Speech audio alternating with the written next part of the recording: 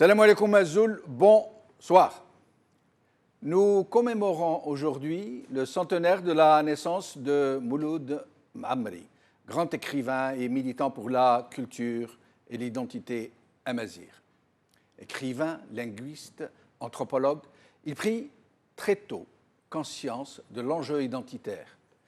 Mais je voudrais, avant de faire un bref survol de son parcours, insister sur un détail, si je peux dire, qui est loin d'être un détail et qui nous permet aujourd'hui, avec le recul du temps, de comprendre les puissants ressorts qui ont permis à la belle âme de cet homme de se déployer avec une telle conviction, une telle ampleur. Mouloud Ma'amri est le fils de Salem des Eth Ma'ammar, de la tribu des Eth Yinni. Salem était un artisan bijoutier, armurier, un métier empreint de symbolisme, viscéralement ancré dans la tradition kabyle, dans sa poésie, fusionné à sa culture et à sa langue. Et c'est dans cette ambiance que naquit et grandit le jeune Mouloud Eth Ma'ammar. À l'âge de 10 ans, il fut envoyé par son père rejoindre son oncle au Maroc, précepteur, puis grand chambellan à la cour du roi Mohammed el-Khams. Dans le lycée où il fut admis, il excella dans les humanités, notamment en latin, où il s'y fit remarquer pour son enthousiasme pour l'histoire des Berbères. Après quelques années, il revint à Alger, où il acheva ses études secondaires. Puis, son bac en poche, il opta pour l'école normale. Durant l'année préparatoire qui devait lui permettre d'y accéder, il rédigea son premier grand article, La Société berbère, qui fut publié par une revue marocaine. Il se rendit à Paris, où il continuait de se préparer à entrer à l'école normale quand la guerre mondiale éclata. Il fut mobilisé et admis à l'école des aspirants, à Cherchell. Libéré en 1940, il est remobilisé en 1942. Il fait, en tant qu'officier, la campagne d'Italie, celle de France, puis celle d'Allemagne. À la Libération, il passe avec succès le concours de professeur de lettres à Paris. Il enseigne les humanités et la littérature française au lycée de Médéa, puis dans celui de Ben Aknoun. Il s'y fait remarquer par les autorités coloniales, il s'y fait remarquer pas forcément du bon côté, pour les conférences qu'il animait sur des questions identitaires de l'Afrique du Nord. En 1952, il publia le roman qui allait le consacrer, La colline oubliée. Mais ce roman fut très mal accueilli par certains intellectuels du mouvement nationaliste. Mustafa al-Sharaf alla jusqu'à publier contre lui un pamphlet sous le titre « La colline du reniement ». Très vite, après le déclenchement de la guerre de libération, il s'y engagea par sa plume sous le pseudonyme de Brahim Bouaké. Il adressa à l'ONU des lettres vibrantes qui dénonçaient les exactions de l'armée française contre les populations et rédigea de nombreux articles sur un journal local. Recherché par les paras de Bijar, qu'il avait identifiés, il parvint à quitter son pays pour aller se réfugier au Maroc. À l'indépendance, il rentre dans son pays où il enseigna l'ethnographie et il se dévoua dans un climat politique particulièrement hostile à l'enseignement du berbère jusqu'à ce que ces deux matières, ethnographie et berbère, furent proscrites au prétexte qu'elles étaient des sciences coloniales destinées à semer la division entre Algériens. Mais Mouloud Ma'amri ne se le tint pas pour dit. Il se consacra avec une grande énergie à la transcription du berbère, à des recherches anthropologiques très poussées. En 1976, il fit paraître un précis de grammaire. Il entreprit l'écriture et la revendication de la langue berbère et se servit avec une grande intelligence des sciences de l'anthropologie pour contourner les interdits et les oukases. C'était alors une période où le flicage politique des gardiens du temple identitaire était très pointilleux. En 1982, il entreprit, avec l'assistance enthousiaste de Pierre Bourdieu, a fondé le Centre d'études et de recherche Amazigh. Certains lui reprochèrent de l'avoir installé à Paris. Le problème est qu'il était impossible qu'il soit autorisé à le faire en Algérie. Et il continua ainsi dans son engagement jusqu'à ce tournant majeur, crucial, du 10 mars 1980. Une conférence sur la poésie berbère ancienne qu'il devait donner à l'université de Tizi Ouzou fut interdite par le pouvoir et ce fut le feu aux poudres. Le déclenchement du printemps berbère, Tafsout Imaziren. Il devint le chantre de la cause amazigh et le train pour la culture et l'identité amazigh s'ébranla pour un long combat qui continue à ce jour de se manifester au sein de la société algérienne. Mouloud Mamri décéda le 26 février 1989 dans un accident de la route. Ses funérailles rassemblèrent des centaines de milliers de gens. Ses romans les plus connus furent La colline oubliée, Le sommeil du juste, L'opium et le battant, mais il laissa une œuvre monumentale, des pièces de théâtre, des recueils de poésie, des contes anciens, ainsi que de nombreux articles et publications universitaires. Aujourd'hui. HCA DZ. Il sera disponible à partir du 30 décembre. Un timbre à l'effigie de Mouloud Mamri par Sarah Khafi. Mediapart. Mouloud Mamri, l'insoumis oublié par Rachida Al-Azouzi. TSA. Yennayer, les raisons d'une consécration par Riyad Hamadi. Alors, avec nous pour en parler aujourd'hui, Hassan Zahraoui qui n'est pas encore arrivé malheureusement, Achour Fernan, journaliste et producteur, merci d'être avec nous. Oui. Merci de m'avoir invité. Merci, tout le plaisir est pour nous. Et Yasmina Khadra, écrivain, qui est avec nous au téléphone. Yasmina Khadra, merci d'avoir accepté notre invitation. C'est moi qui vous remercie. Merci. Alors, nous célébrons aujourd'hui donc le 100e anniversaire de la naissance de Mouloud Mamri. Quel est votre regard sur cet écrivain d'abord, mais aussi anthropologue, linguiste, militant pour la cause amazigh? La question m'est posée à moi? Oui, oui. Évidemment. Écoutez, moi j'ai toujours eu une véritable vénération pour les écrivains algériens. Je les ai tous lus avant l'âge de 17 ans. Oui. Donc ce sont eux qui m'ont permis de m'éveiller à la chose algérienne, à la fierté algérienne. Mouloud Mamri, c'est un géant. C'est un géant parce qu'il a tout de suite compris le rôle qu'il devait jouer dans la société. C'est un géant parce qu'il a placé un idéal au-dessus de sa propre existence.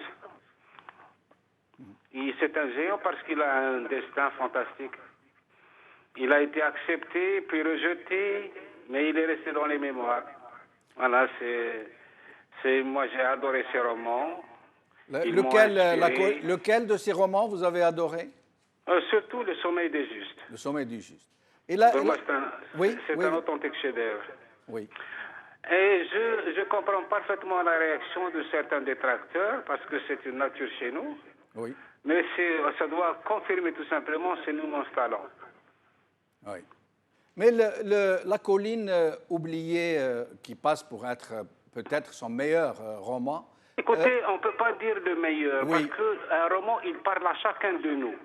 Chacun peut trouver le meilleur là où il s'identifie le plus. Moi, je me suis identifié dans Le sommeil des justes. Donc, vous êtes identifié dans La colline oubliée. Ce qui importe, c'est le génie de Mouloud Mamri. Chacun... Oui. Et vous parlez en connaissance de cause, puisque vous êtes l'écrivain algérien le plus lu au monde en ce moment. Oui, mais il y a une injustice, parce que on a aussi des écrivains qui mériteraient de conquérir tous les cœurs de la planète. Mais malheureusement, il y a un impérialisme intellectuel qui voudrait réduire la générosité de toute une nation à un seul écrivain. Donc, on n'a pas le droit d'être deux, on n'a pas le droit d'être trois, on n'a pas le droit d'être 100. Mais ce qui nous importe, nous, Algériens, c'est de ne jamais oublier que c'est par les valeurs que nous sommes capables de construire une nation. Et Mouloud Maamri fait partie de ces valeurs. Yasmina Khadra, la colline oubliée, lorsque le roman a été publié, a soulevé un tollé au sein des intellectuels nationalistes comme Talib Ibrahim et Mustafa Al-Sharaf. C'est normal, c'est algérien. Ah Oui, bon C'était normal. Les superbes livres suscitent, parce qu'il y a tant de frustration. Les Algériens ont un talent immense, mais ils n'ont pas les accessoires qui vont avec, et ils n'ont pas non plus l'audience qui leur permettrait d'asseoir leur génie, leur générosité. Et cette absence de réceptacle crée en eux une certaine frustration qui se transforme en hostilité, à l'encontre de tout ce qui est réussi ailleurs. Mais c'est pas grave, on va dépasser tout ça. Vous restez avec nous, Yasmina Khadra, je reviens à vous dans un petit moment. Alors, merci. Ashur Fernan, le petit Mouloud Maamri est le fils de Salem Ath Maammar. D'abord, le nom, comment Ath Maammar est devenu Maamri? C'est pas devenu Maamri.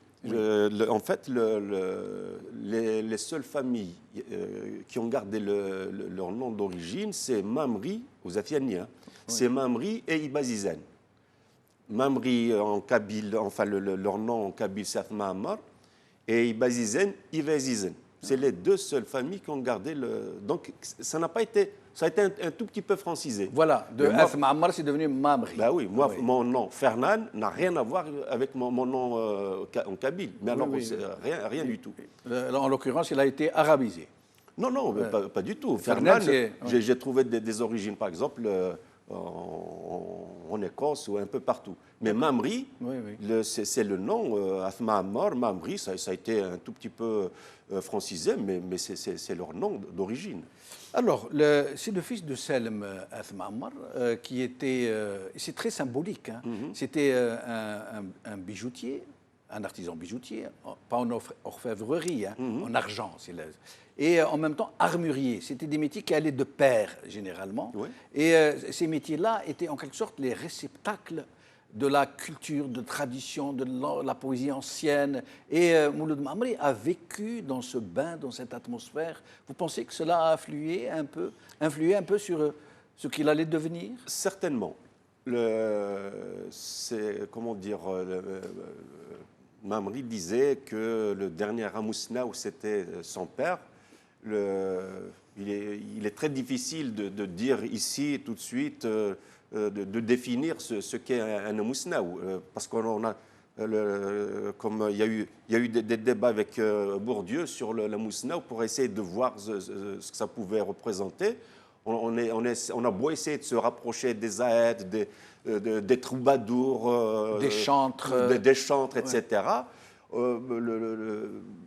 Savant, ce n'est pas le cas. Oui. C'est vraiment de la culture populaire. Il y a quelque chose de un mousnaou, hein, mais c'est très symbolique et c'est très fort dans la culture berbère. Oui. C'est un peu effectivement, c'est la transmission de la sagesse des sociétés kabyles pour ce qui concernait le Maamri. C'est avec à travers la poésie, mais quand vous allez rencontrer un mousna en question, il ressemble à tout le monde. C'est-à-dire il est habillé comme tout le monde, il travaille comme tout le monde, et parallèlement, il est là pour... Il a une vie parallèle. Il a une sorte... Mais c'est même pas parallèle, c'est ensemble. C'est-à-dire il lui arrive même de poser son marteau et aller pour recevoir, pour parler d'autre chose. C'est-à-dire les choses s'imbriquaient comme ça dans leur vie. Mais c'est dans ces milieux-là d'artisans et d'armuriers que se retrouvait justement la tradition, la poésie ancienne qu'on venait déclamer entre forge et marteau. Je n'en suis pas si sûr, parce que comment dire, les poètes, c'était des paysans, c'est-à-dire qu'en rentrant, en travaillant le chant, Il chantait, il produisait de la poésie. Le bijoutier, c'est la même chose. Le forgeron, exactement la même chose. C'est-à-dire, c'est la vie quotidienne des Kabyles. Oui. Et Mamri était imprégné de tout cela. Et moi, si je devais retenir une image de Mamri comme ça, instantanément, oui. C'est pas parce que c'est. Vous l'avez connu, hein? Vous l'avez oui, bien connu sûr. Personnellement. C'est quelqu'un de multiple. Multiple parce que c'est la même chose. Moi, je l'ai vu très jeune. Je le voyais au village. Il jouait au domino avec le week-end. Quand il allait au village, il jouait au domino avec tout le monde. Il se promenait comme ça avec son burnous, comme le commun de ses semblables. Si vous ne le connaissez pas, jamais vous ne pourriez le reconnaître comme ça, parce qu'il est vraiment dans son village, il vit pleinement dans son village, alors que c'est Mamri. Oui. Mais il n'est pas qu'imprégné par sa culture, par sa tradition. Quand il se rendit au Maroc, envoyé par son père pour aller étudier chez son oncle, qui était chambellan, hein, qui était chef du protocole du roi Mohamed Khabs. Donc il fut admis dans un lycée, et là, il a réussi le prodige d'écrire une sorte de dissertation sur Jugurtha, qui avait impressionné les professeurs qui lui enseignaient, au point où elle fut publiée. Donc le jeune Mouloud Mamri était très tôt imprégné de ces questions, de cette revendication identitaire, du fait qu'il voulait... et puis il disait à l'époque, nos ancêtres les Gaulois, c'est faux. Tout à fait. Il était vraiment dans sa culture, dans sa tradition. Oui, mais là, alors je peux vous citer un autre exemple, c'est Mohamed Harkoun. Oui. Vous savez, ils sont à peu près de la même génération, ils ont grandi pratiquement ensemble. Ils sont de la même région? Du même village. Du même village. Du même village. Oui. Bon, on connaît l'itinéraire d'Harkoun, c'est-à-dire que ce sont des gens, alors qu'ils n'avaient rien à voir avec l'artisanat, ou Harkoun, à ma connaissance, il n'est pas parti faire des études au Maroc, mais il y avait quelque chose de très fort qui se passait, surtout aux Athiani, oui. Même si on dit... qu'il y avait les Pères blancs, il y avait les Français, c'est le contraire. Ce n'était qu'une partie des apports culturels, mais comment dire, il y avait une production culturelle tout le temps, oui. tout le temps. Mais apaisée, qui n'était pas polémique. Non, pas du tout. Malgré Mamri, l'hostilité du pouvoir. Alors, il était quand je dis multiple, des fois il me surprend. Il me surprenait plutôt. On dit même qu'il pardonnait, y compris à ceux qui l'avaient attaqué, comme par exemple le fameux article qui a été commis sur El Moujahid à la Kamal suite. Belkacem. Oui. Ah, moi, je me rappelle, on en a parlé plusieurs fois. Parce que je dis, personnellement, je ne peux pas pardonner à Kamal Belkacem. Je dis non, parce qu'il m'a expliqué, il s'est excusé, il est venu me voir, il dit qu'il était poussé à faire ça. Je dis, mais elle a raison de plus. Mais alors, il a répondu par un brillant article. Mais il l'a répondu avant. Ah, d'accord. Il a répondu avant. Non, ça veut dire qu'il n'a pas répondu, ça veut dire qu'il a ouvert les hostilités. Exactement, c'était une lettre ouverte, mais d'une beauté extraordinaire. À la suite de l'interdiction de sa conférence tout à fait. sur la poésie ancienne, c'est ça. qui a déclenché le fameux printemps berbère. Yasmina Khadra, qu'est-ce que vous pensez du combat amazigh, de la cause identitaire berbère, mené par Mouloud Mamri, entre autres, mais surtout par lui, de sa façon apaisée, d'essayer de réconcilier, de convaincre? Il a fait son devoir d'Algérien, parce que la culture, c'est l'enracinement d'une nation dans l'éternité. C'est la culture qui perpétue une race, une nation, une communauté. Si on n'a pas de culture, on appartient à la faune. Et Mouloud Mamri n'a fait que revendiquer quelque chose d'essentiel, c'est-à-dire la défense de la langue, le tamazight, ça fait partie du socle même de la nation algérienne. Donc ceux qui pensent que c'est une langue qui pourrait créer des problèmes, moi je trouve que c'est un faux prétexte. La culture ne crée pas de problèmes, elle permet aux hommes de s'épanouir, aux hommes et aux femmes de s'épanouir, de forcir avec le temps et d'avoir une certaine force face à l'adversité. et donc et avoir aussi de l'ambition de conquérir des destins merveilleux. Donc, moi, personnellement, je suis un chômeur du côté de ma mère. Et le village kabyle ressemble à tous les villages algériens où les tribus pouvaient essayer de ne pas se diluer dans la modernité abattardissante. Donc, voilà, Mouloud Maamri n'a fait que son devoir il faudrait peut-être donc que la société soit un peu mûre pour comprendre ce que c'est qu'un engagement. Parce qu'en Algérie, on ne sait pas encore ce que c'est qu'un engagement. Quand on essaie de faire quelque chose pour son pays, on devient suspect. Donc à une époque, Maamri était suspect. Mais pourquoi cette cause qui aurait dû rassembler les Algériens, leur permettre de recouvrer en quelque sorte une partie de leur mémoire, a-t-elle tourné court pour se transformer en polémique, en chevaux de bataille utilisés par les uns et les autres? Peut-être parce que nous sommes trop vulnérables.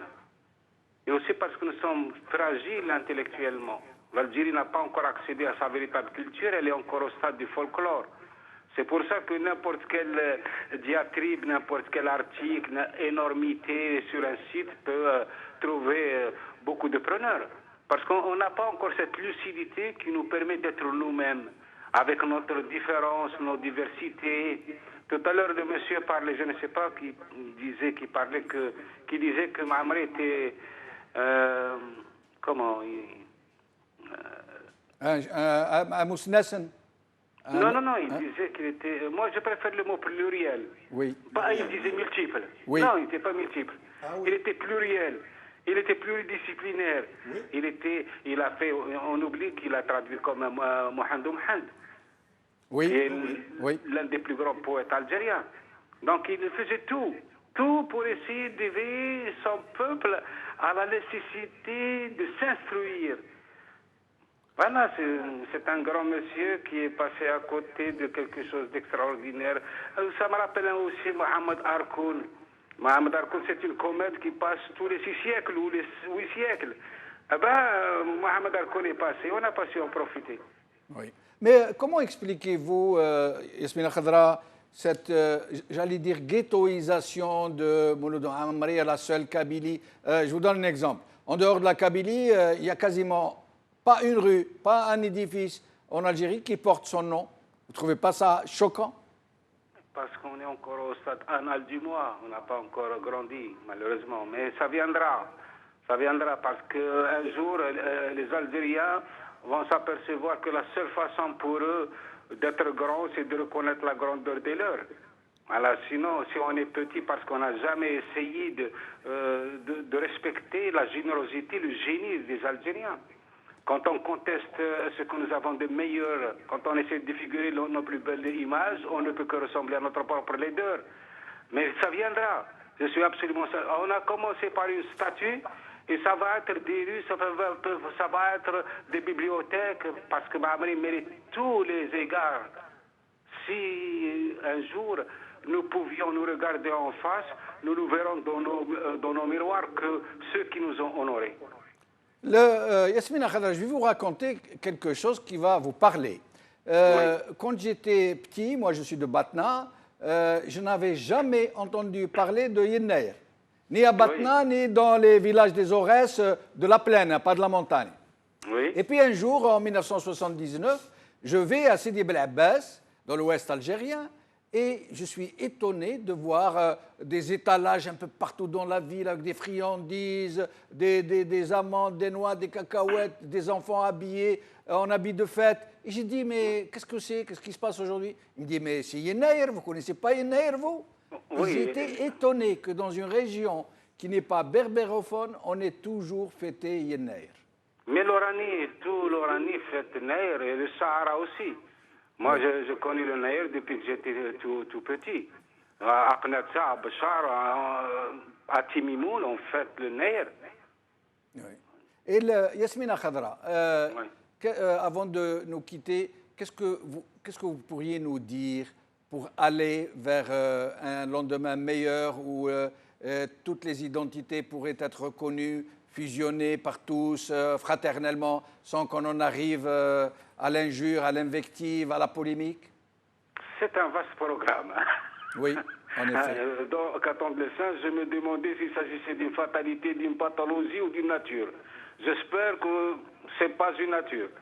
Mais ce que je propose tout simplement aux Algériens, c'est d'être fiers, d'essayer de réinventer le génie, même s'il n'existe pas. Regardez ce qui se passe en Europe. Des écrivains de petite dimension, ils sont propulsés, ils sont se consacrés, sacrés, comment on dit? Oui, oui, en effet. Sacralisés.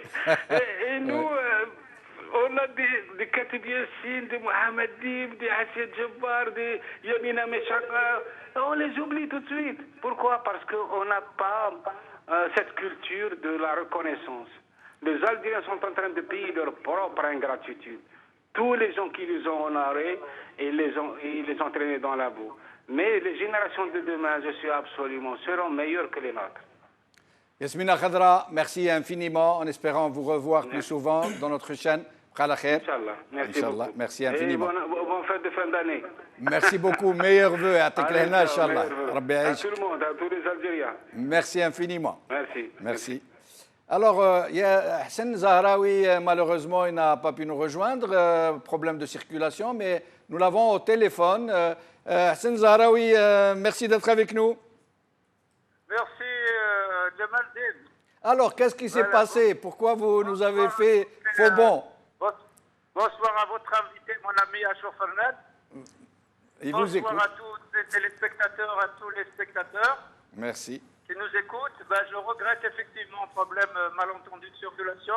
Et je crois que Del Mouloud Mamri mérite une émission plus importante où je serai parce que je me suis bien préparé pour cela. Oui. Del Mouloud est né donc le 27 décembre 1917. Le 29 ou le 28? Le 29 ou le 28? C'est un grand monsieur, on ne sait même pas par quoi commencer, tellement il a eu une vie c'est plusieurs vies qu'il a eu dans sa vie.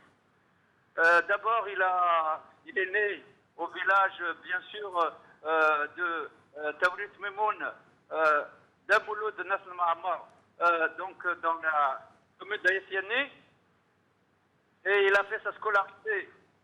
Et je crois que c'est la première rupture en français, jusqu'au secondaire. Il est allé au Maroc parce que son oncle était précepteur de Mohamed V. Oui. Donc c'est là qu'il a fait ses études secondaires, ce qui lui a économisé les tracas financiers, comme il le dit, d'études dans une Algérie colonisée où ce n'était pas évident. Bien que Damouloud appartenait à une famille aisée, il avait un père qui était l'ami du village, et non pas Caïd, il ne faut pas confondre. Je crois que Damouloud a résumé son parcours quand il s'est entretenu avec Tahar Jaoud Larmo.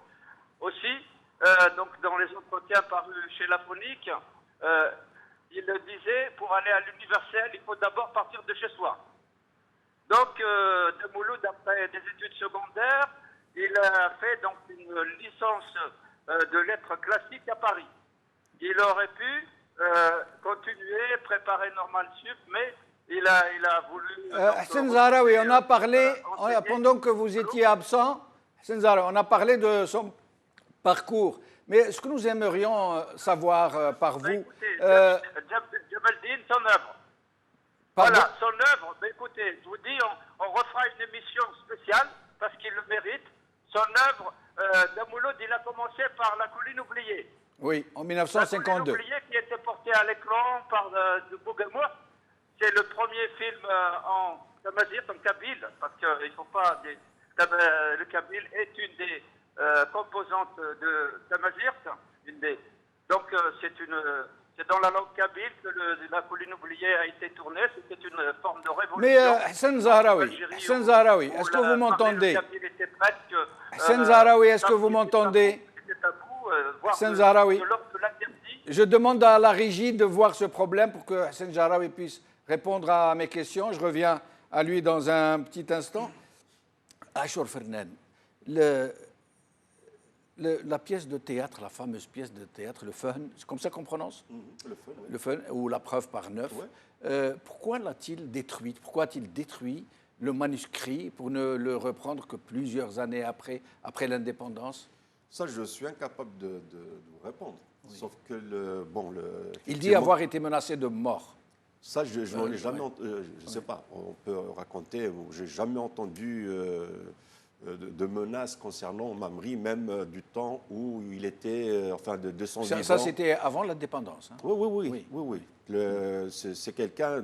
D'ailleurs, il m'a rectifié un peu le Yasmina Khadra en disant effectivement, c'est plus juste de dire pluriel. Oui. Parce que d'ailleurs, tous les deux, je vais revenir à la question. Oui. Tous les deux, tout en étant romanciers, etc., tous les deux sont passés par le pseudonyme. Yasmina Khadra, pour des raisons que nous connaissons, oui. Et puis Mouloud Mamri. Brahim Bouakas. Voilà. Donc, oui. Ça, c'était beaucoup plus les autres qui le protégeaient, qui voulaient le protéger pour qu'il continue son travail. Mais c'est quelqu'un qui a continué tout le temps de faire, d'œuvrer dans le chemin qu'il avait choisi. Mais à un certain moment, en 57-58, il a été menacé. Il était recherché par les paras de Bijar. Il a dû fuir au Maroc. C'est-à-dire que quand on dit menacé, on donne un autre sens aujourd'hui aux menaces. C'est dans sa vie, dans sa tranquillité. C'était le militant qui était menacé. Ce n'était pas le romancier, l'écrivain, le chercheur, etc. C'est pour ça que moi, les mots, de la même manière qu'il m'a donc rectifié, quand on parle de menaces aujourd'hui, c'est vrai, les mots en déploie. Tout à fait. Il ne faut pas les utiliser n'importe comment. Exactement. D'accord. Donc c'était le militant. D'ailleurs, très peu savaient. Moi, je l'ai su. Je me rappelle, j'ai interviewé une fois. Comment il s'appelle, Tar Ouzdir, qui avait produit Sismaïl. En fait, il parlait c'était le premier à avoir parlé du travail de militant de Mamri. Très peu le savaient que Mamri a produit des textes. Il a écrit dans le journal L'Espoir d'Alger ou d'Algérie, et il écrivait des lettres en quantité à l'ONU pour dénoncer les exactions des troupes coloniales. Hassan Zahraoui, est-ce que vous êtes avec nous? Vous m'entendez? Vous m'entendez là? Oui. Alors, il y a une question que je voudrais vous poser, très particulière. Pourquoi La colline oubliée, le roman, a-t-il suscité une levée des boucliers de certains intellectuels du mouvement national, comme Mustafa Al-Sharaf, Ahmed Talib Ibrahimi, Mustafa Al-Sharaf, qui a écrit un pamphlet où il donnait, à qui il donnait le titre de La colline du reniement. Oui, la colline du reniement. La colline du reniement, c'est que ces intellectuels de bonne foi, de grande valeur, avaient oublié que Damouloud, dans La colline oubliée, il décrivait l'histoire d'un village au moment de la Seconde Guerre mondiale et le départ donc des jeunes vers l'Allemagne, pour combattre l'Allemagne, vers la France, et être enrôlés comme militaires. Et il décrit une situation de misère sociale. C'était l'époque où régnait aussi le typhus. Dans La colline oubliée, c'est l'un des plus beaux romans de El Mouloud. Mais effectivement, à le lire sous l'angle simplement de l'engagement nationaliste, La colline oubliée n'est pas un roman engagé, mais ça dépend ce que l'on entend par engagement. Pour moi, ce roman, c'est aussi une forme d'engagement parce qu'il décrit une réalité d'un village donc de Kabylie, sans doute le sien, dont il s'est inspiré. Et donc, il décrit cette situation, les pesanteurs, les traditions sociales, culturelles, ce qui se déroulait au quotidien, comment les gens vivaient. Et si vous voulez, de façon manifeste, on ne reconnaît pas une condamnation du colonialisme, mais je pense que quand même, en décrivant le désarroi de ces villageois, surtout de la jeunesse, etc., c'était aussi une façon de s'engager. Je vous fais remarquer, Jamal Din, que le même Mustafa Al-Sharaf, et on en parlera quand on fera une émission tous les deux, ou voire à trois, eh bien écoutez, le même Mustafa Al-Sharaf, dans les temps modernes en 1964, disait que parmi les écrivains engagés, il y avait Mouloud Faraoun, Mouloud Mamri et Kat Yassine. Donc il a fini par lui reconnaître quand même le fait que c'était un écrivain engagé. Et il l'était, et il va effectivement apparaître comme un écrivain vraiment engagé à partir du sommeil du juste. Avec le sommeil du juste, donc paru en 55, chez Blanc, toujours le même éditeur. Là, on voit bien que le colonialisme, on voit la misère sociale, on voit Salem, le frère du héros Ariski, qui va être condamné injustement pour meurtre, alors que ce n'est pas lui qui commet le meurtre, c'est son frère qui a ramené la tuberculose de France. Eh bien là, vous voyez toute une mécanique de la colonisation se mettre en œuvre, même sur la justice coloniale. Alors, Damouloud, là, s'engage profondément et décrit les injustices du système colonial de façon très manifeste. Hassan Zahraoui, notre question. Avec la traversée, donc un autre roman, la traversée, troisième, c'est l'opium et le bâton. Là, il montre effectivement l'engagement. Là, on voit Bachir Lanzar, qui est médecin, s'engager dans le maquis, mais surtout son frère Ali, qui à la fin dit « je veux mourir debout », et où l'armée française va raser le village. Là, les deux, la colline oubliée comme l'opium et le bâton, ont été portés à l'écran, jusqu'à plus informés par le cinéma algérien, autorisé en Algérie, etc.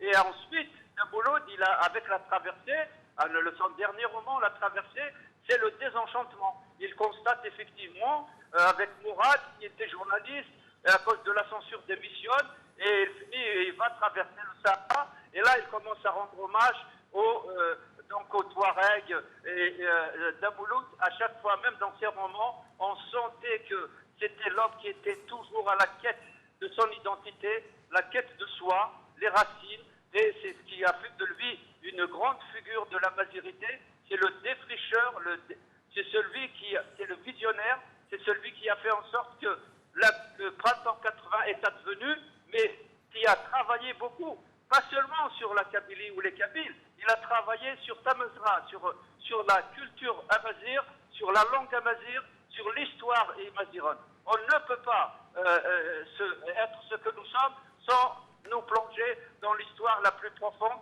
c'est-à-dire anthropologique du pays. Voilà. Restez avec nous, Hassan Zahraoui, je reviens à vous dans un moment. Achour Fernan, un sujet hautement polémique, celui de la transcription de Tamazight en lettres latines. Mouloud Mamri avait opté pour la transcription en lettres latines. Alors que c'est connu dans l'histoire, les dynasties berbères du Maghreb, il n'y a quasiment pas eu de dynastie arabe, à part les Erlabites, je crois. Toutes les dynasties ont été berbères, même si elles étaient arabophones. Mais elles transcrivaient le berbère en lettres arabes. Le plus connu, c'est Ben Toumert, qui a donc traduit le Coran en berbère et qui l'a retranscrit en lettres arabes, et qui a écrit un livre perdu aujourd'hui, qui n'a pas été retrouvé, entièrement en lettres arabes, mais qui était du berbère. Alors, qu'est-ce qui a motivé Mouloud Mamri à opter, j'allais dire presque arbitrairement, pour les caractères latins?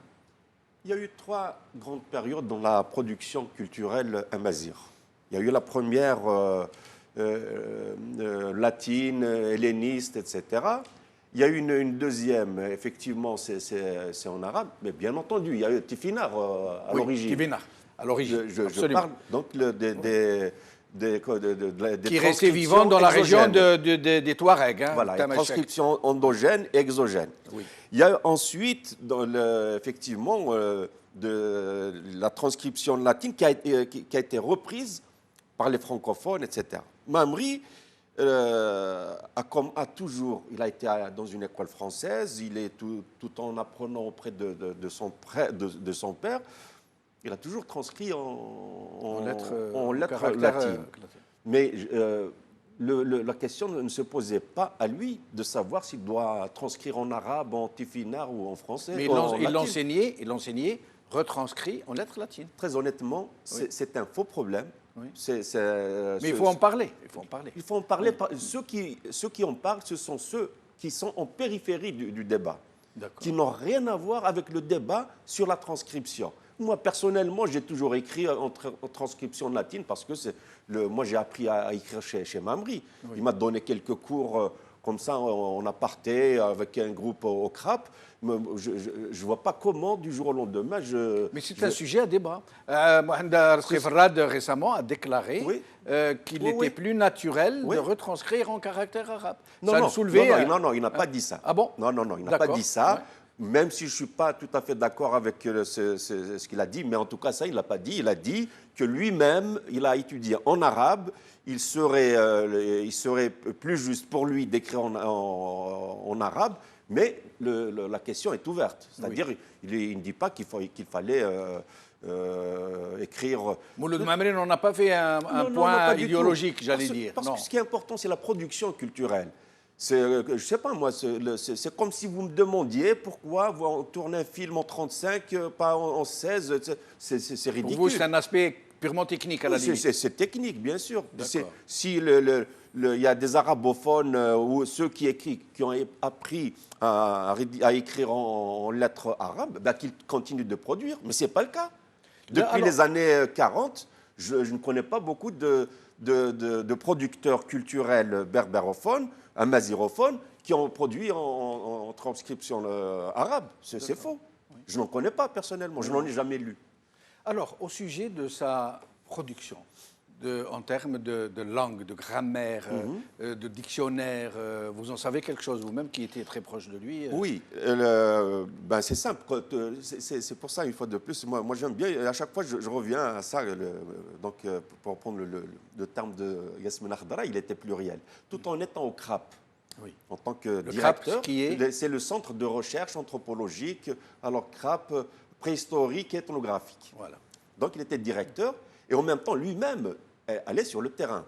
Oui. Ils étaient une équipe de chercheurs. Il allait au sud-ouest, il allait à l'extrême sud. Bousmeroun, c'est au sud de... Oui, près de la Ouate. C'est grâce au CRAP qu'on a découvert qu'il y avait un village au sud de Saïda qui était complètement berbérophone. On ne l'a jamais su. On l'a su que dans les années 80.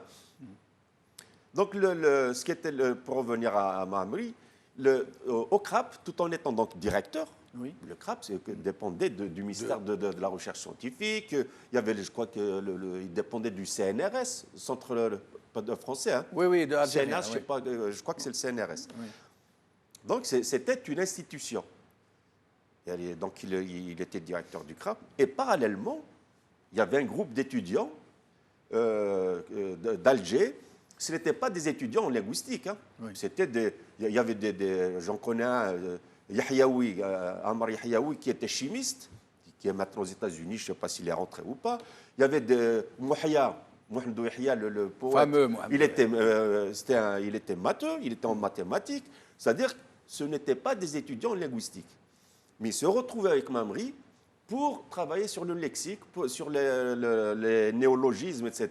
C'est-à-dire qu'il inventait quasiment de nouveaux mots, de nouveaux vocables. Oui, si on veut, mais il y a quand même des techniques. Il y a des techniques, ça veut dire une racine qui existe absolument, déjà. Bien sûr. Oui.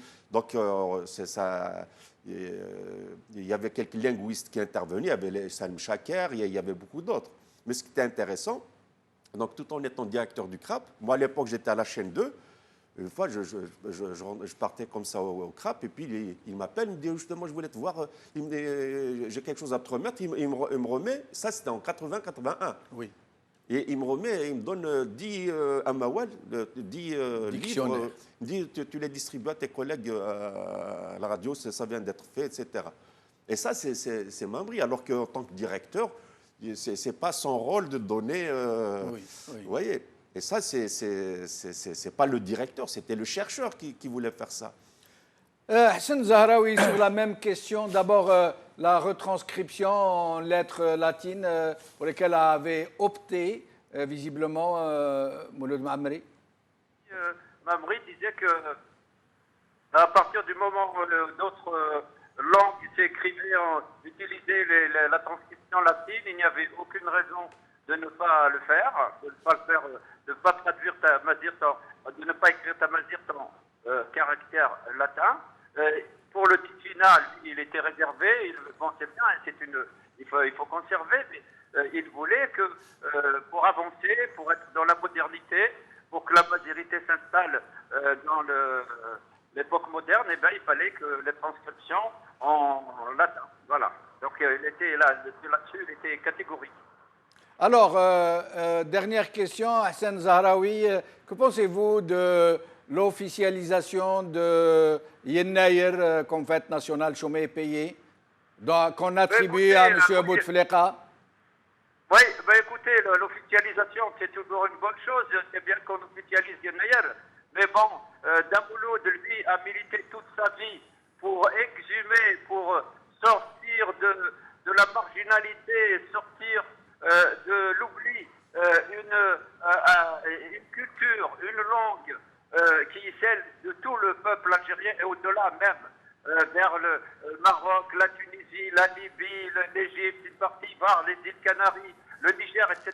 Donc lui, il a beaucoup travaillé sur ça. Je pense que Damouloud aurait été heureux d'apprendre que Yennayer est enfin reconnu. Et peut-être que Jabal Din en fera une autre émission plus approfondie sur ça. Mais en tout cas, c'est une bonne chose. Moi, de toute façon, des bonnes initiatives, je les salue. Mais seulement quelques temps auparavant, on avait pris un décret interdisant la promotion de la culture et de la langue amazigh alors qu'elle est reconnue comme langue officielle et nationale. Ben, moi, je trouve que c'est une bonne chose d'officialiser. Encore, il faut donner les moyens à cette culture, à cette langue, à ce patrimoine linguistique et à cette histoire des Imazirones, toute la place qui est la sienne dans l'Algérie d'aujourd'hui et de demain. Et ça, Damouloud, c'était le sens de son combat. Merci. Il a été toute sa vie engagé pour que l'on reconnaisse, pour que les siens soient reconnus. Merci Hassan Zahraoui, au plaisir de vous revoir. Voilà, merci. Je salue je salue mon ami Achofernad. Merci Hassan. À très bientôt, j'espère qu'on va se voir aussi. Bonne soirée à tout le monde. Et voilà. Merci beaucoup. Alors, Achour Fernand, nous arrivons bientôt à la fin de l'émission. Comment faire pour promouvoir réellement, sur le terrain, de façon apaisée, ce recouvrement de l'identité matricielle des Algériens? Comment faire, mais de façon pragmatique, de façon vraie. Pas seulement des effets d'annonce, HCA, officialisation de la langue tamazight. Comment faire pour aller vraiment vers un vrai travail, de vrai développement, de vraie promotion? Mais c'est un peu comment dire, c'est le quotidien. C'est le quotidien, comme la preuve, on parle de Yennayer. Il est vrai qu'aujourd'hui, on se félicite que ça soit officialisé. On donne comme ça par dose homéopathique symboliquement certains traits de la culture berbère. Mais ce n'est pas ce qu'on attend, c'est le quotidien, c'est vivre, c'est respirer. C'est un peu comme ici en France ou dans n'importe quel pays. J'ai envie d'écrire, j'écris, j'ai envie d'aller voir une pièce de... Il n'y a pas de théâtre chez nous. Oui. Et pas seulement d'ailleurs en berbère. Hein. C'est-à-dire pas seulement... Il n'y a pas de théâtre en Algérie. Il n'y a pas de... Il n'y a même plus de salle de cinéma, voilà. Pour vous dire. Mais comment faire pour mettre en place des institutions? Par exemple, réunifier la langue berbère, lui donner des bases communes, une grammaire commune. Non, ça, je ne crois pas. Je n'y crois pas trop. Parce que ce qui est important, ça, c'est, une fois de plus, ce sont ceux qui sont en périphérie qui parlent de... Parce que la langue amazigh existe. Oui. C'est le commun. Mais elle est variée d'une région à l'autre. Non, mais c'est là où je voulais en venir. Ce ne sont pas des variantes, ce sont des variétés. Non, c'est là où je voulais en venir. Oui. L'amazigh, elle existe, c'est-à-dire que le substrat de la langue existe bel et bien. Oui. Après, effectivement, il y a les différents parlers, il y a le kabyle, le tachawit, le tambachart, etc. Oui. Bon, le plus important, une fois de plus, je reviens toujours là-dessus, c'est la production. Qu'il y ait des chaînes en tachawit, avec d'autres langues. Après, c'est un peu comme la langue. Ce sont les locuteurs qui font d'une langue une langue. Oui, mais comment faire pour qu'elle passe de son statut de langue vernaculaire, c'est d'une communauté, à un stade vraiment véhiculaire, où 5 personnes traduiraient de la même manière un texte en allemand, avec les mêmes termes. Comment faire pour aller vraiment... Oui, mais ça, il suffit de laisser faire les producteurs. D'accord. comme à un certain moment. Et l'État dans tout ça? Oui, mais c'est le rôle de l'État. Ce n'est pas de s'occuper de la langue, ce n'est pas son rôle, l'État, de s'occuper de Il la met langue. en place des mécanismes. Qui laisse faire les producteurs culturels, qui laisse faire les locuteurs, qui laisse parler les langues. Qu'on ne pose pas les faux problèmes de savoir si on doit transcrire en kabyle, en tifinagh, en arabe, ou je ne sais. Ce n'est pas son problème, ce n'est pas à l'État de répondre à ces questions-là. Et ce n'est pas... c'est aux locuteurs, c'est aux producteurs culturels de s'occuper de ces questions. Après, effectivement, quand il y a la grammaire de Mamri, c'est très facile d'accès, pas seulement pour le kabyle, même pour les autres... Pour ceux qui veulent apprendre. Tout à fait, bien sûr. Hassan Zahraoui, merci beaucoup. Ashur Vernen, merci beaucoup. C'est moi qui vous remercie. Merci. Yasmina Khadra, merci beaucoup.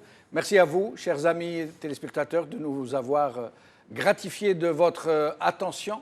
Bqaw ala khair. Bislama.